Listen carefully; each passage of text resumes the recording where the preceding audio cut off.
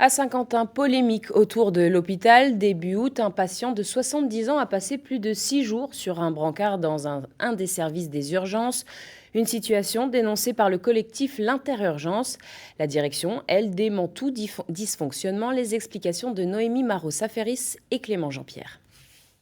6 jours et 12 heures aux urgences, c'est le séjour record d'un homme âgé de 70 ans au sein de l'unité d'hospitalisation de courte durée, où, comme son nom l'indique, le temps maximum de présence est de 48 heures.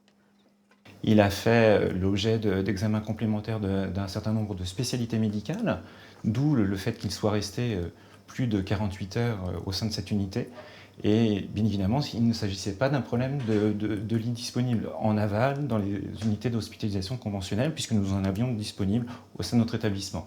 C'était vraiment pour faire et poser un diagnostic complet, précis et exact de son état de santé.